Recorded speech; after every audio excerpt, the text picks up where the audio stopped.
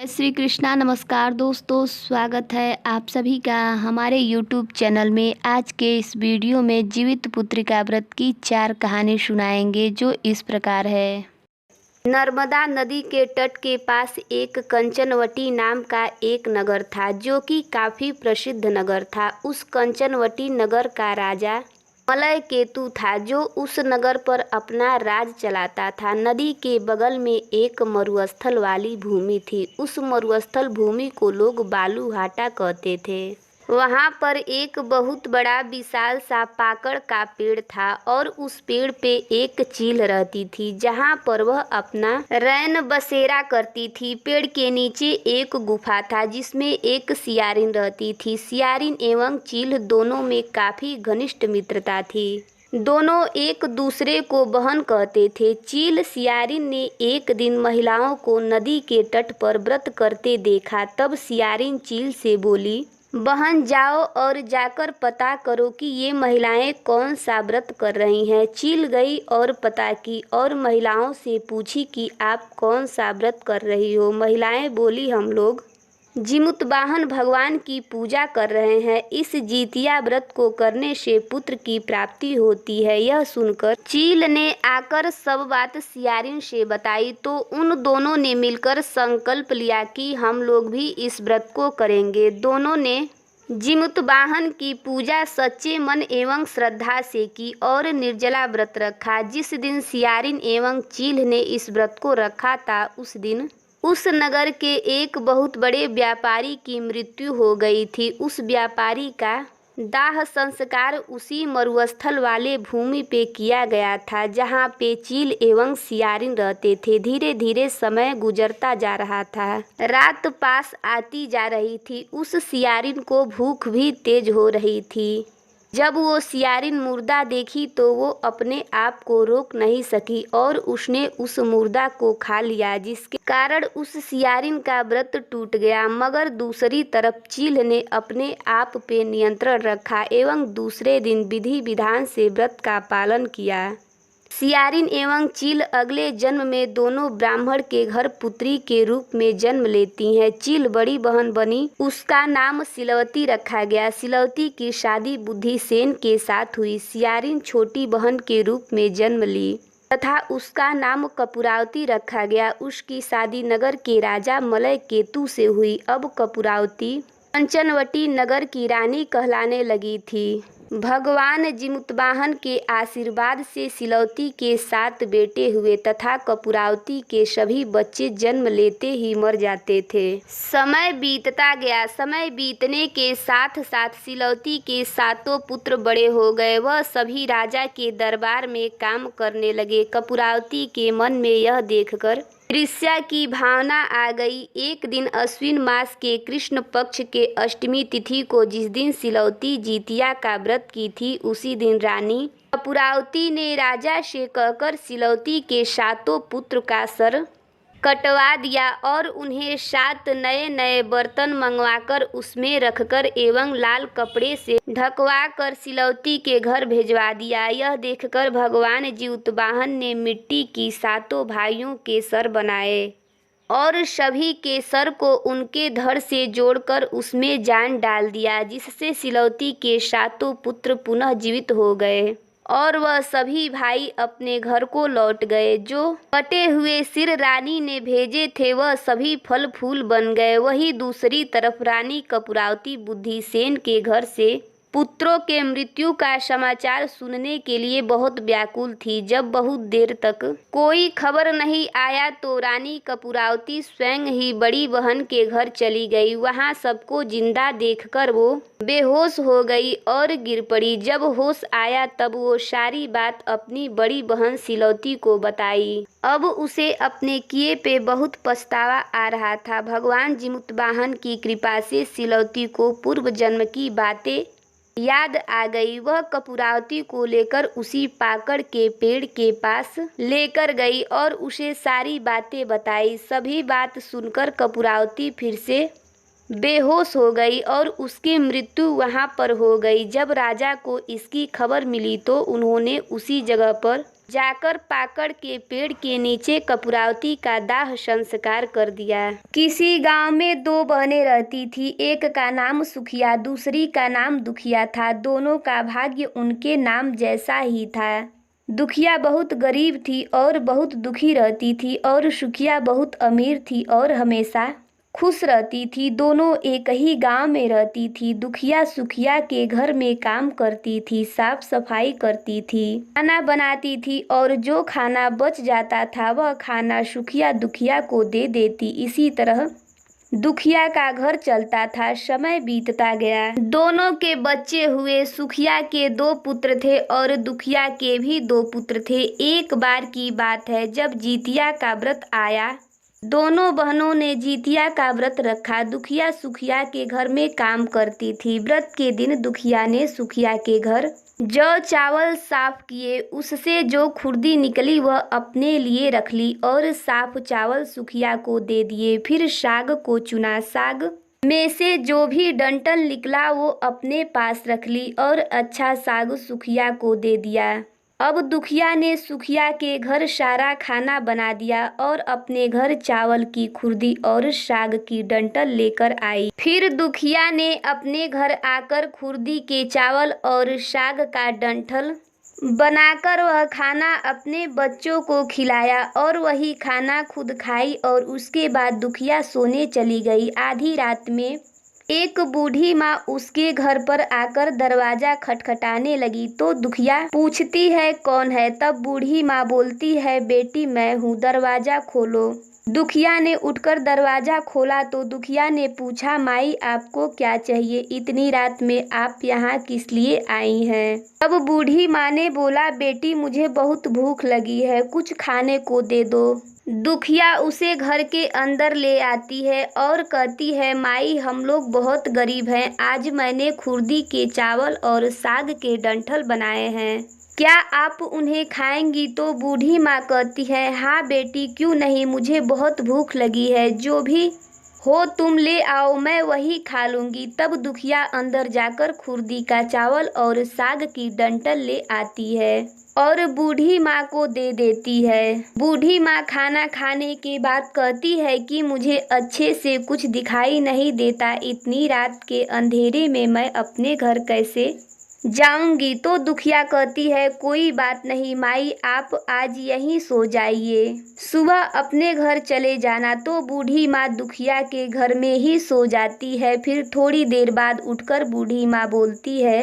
बेटी मुझे दीर्घ शंका लगी है, कहाँ करूँ। तो दुखिया कहती है मेरे घर में बाथरूम तो नहीं है, इसीलिए आप उधर कोने में कर दीजिए। फिर बूढ़ी माँ पूछती है बेटी भड़भड़ करे या छरछर करे। दुखिया नींद में थी तो वह कहती है माँ जी भड़भड़ कर दो, मैं सुबह साफ कर दूंगी। फिर थोड़ी देर बाद बूढ़ी माँ पूछती है बेटी मैं अपने हाथ कहाँ साफ करूँ। तो दुखिया कह देती है माँ जी आप मेरे सर में अपने हाथ को साफ कर लीजिए। फिर जब सुबह होती है तो दुखिया को यह सब सपने के जैसा लगता है कि सोते समय मुझे कोई सपना आया होगा। वह ज़्यादा कुछ नहीं सोचती और नदी में नहाने के लिए चली जाती है।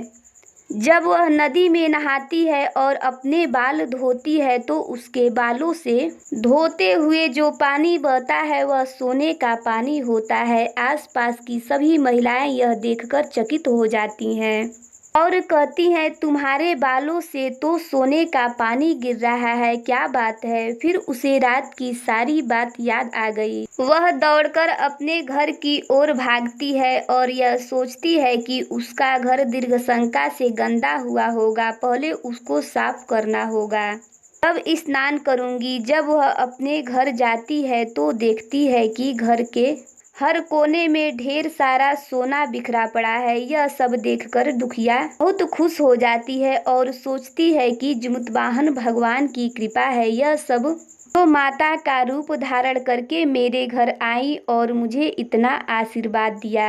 अब दुखिया अमीर हो जाती है और सुखिया के घर जाकर काम करना बंद कर देती है। दुखिया जब अपना व्रत पूरा करती है तो अपने पुत्र से कहती है, जाओ मौसी के घर से तराजू लेकर आओ यह नापने के लिए कि यह सोना कितना है। बच्चे बहुत खुश होते हैं और खुशी से सुखिया मौसी के घर जाते हैं और तराजू मांगते हैं। तो सुखिया पूछती है कि तराजू पर क्या नापना है। तो बच्चे बोलते हैं, हमारे घर में ढेर सारा सोना है, उसी को माँ नापेगी। सुखिया कहती है, खाने के लिए तो तुम्हारे पास कुछ भी नहीं है और सोना नापेंगे, मुझसे झूठ कहते हैं। तो बच्चे कहते हैं, नहीं मौसी, हम झूठ नहीं बोल रहे हैं। सुखिया सोचती है, जब तराजू मांगा है तो कुछ ना कुछ तो जरूर नापना होगा, इसीलिए वह तराजू के पीछे गोंद लगा देती है कि जो भी नपेगा वह थोड़ा सा इसमें चिपक जाएगा। दुखिया जब तराजू से सोना नापती है तो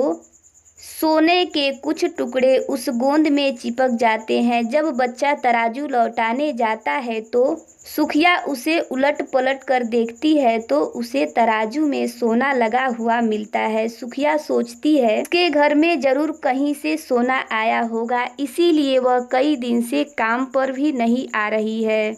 सुखिया सोचती है कि दुखिया के घर जाकर देखते हैं कि यह सोना कहाँ से आया है। तब सुखिया दुखिया के घर जाकर दुखिया से पूछती है कि तुम्हारे पास इतना सारा सोना कहाँ से आया है कि जिसे नापने के लिए तराजू मांगना पड़ा। तो दुखिया अपनी बहन सुखिया को रात की सारी कहानी सुना देती है। दुखिया का मन एकदम सच्चा था, इसीलिए वह सब कुछ बता देती है। लेकिन सुखिया के मन में लालच आने लगा कि दुखिया के पास हमसे भी ज्यादा धन आ गया, अगले जितिया में मैं भी खुर्दी का चावल और साग की डंठल बनाऊंगी। फिर समय बीतने लगा। फिर अगले साल जितिया का व्रत आया और दोनों बहनों ने जितिया का व्रत रखा। सुखिया के पास हर तरह का सुख था और धन भी था, फिर भी वह जितिया के दिन चावल फटक कर साफ चावल फेंक दी और खुर्दी अपने पास रख लेती है। साग को तोड़कर उसकी पत्तियां फेंक देती है और डंठल अपने पास रख लेती है। और सुखिया ने चावल की खुर्दी और साग के डंठल खाने में बनाए। खाना खा पी कर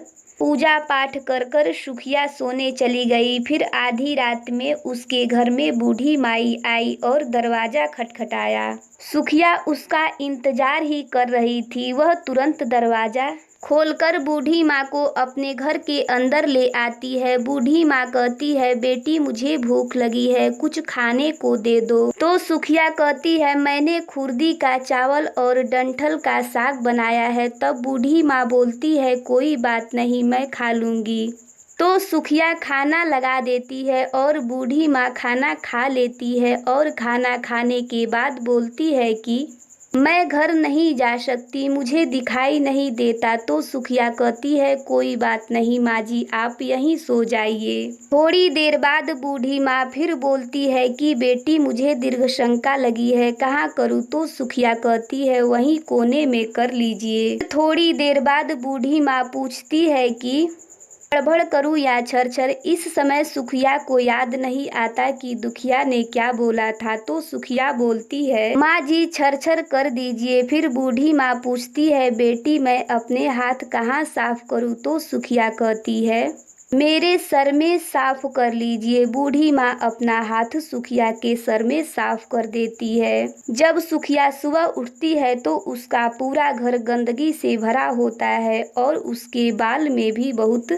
गंदगी लगी होती है। यह सब देखकर सुखिया बहुत दुखी हो जाती है और उसे बहुत गुस्सा भी आता है। वह अपनी बहन दुखिया को बुलाती है और उस पे गुस्सा करती है कि तुमने हमसे झूठ कहा था और मेरा पूरा घर गंदा करवा दिया।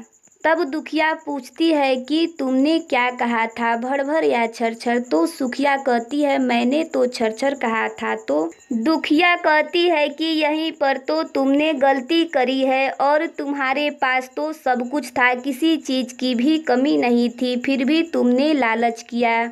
मेरे पास तो कुछ भी नहीं था, फिर तुम्हारे पास तो सब कुछ था। तुम्हारे घर जिमुतवाहन बाबा भेष बदलकर आए, लेकिन फिर भी तुमने अच्छा भोजन नहीं कराया। मेरे पास तो कुछ भी नहीं था, इसीलिए मैंने खुर्दी का चावल और साग का डंठल बनाया था। तुमने अपने घर आए भगवान का अपमान किया है। सब कुछ रहते हुए भी तुमने साग और चावल की खुर्दी खिलाई। तुम्हारे पास सब कुछ होते हुए भी तुम्हें लालच नहीं करना चाहिए था, इसीलिए तुम्हारे साथ यह सब हुआ है। फिर सुखिया को अपने किए पर बहुत पश्चाताप हुआ और उसने जिमुतवाहन भगवान से क्षमा याचना की। फिर सुखिया ने अपना पूरा घर साफ किया और वह सच्चे मन से जितिया का व्रत करने लगी। जय हो जिमुतवाहन भगवान की। किसी गांव में एक सेठ सेठानी रहते थे। उनको किसी प्रकार की कोई कमी नहीं थी। सेठानी धार्मिक प्रवृत्ति की थी।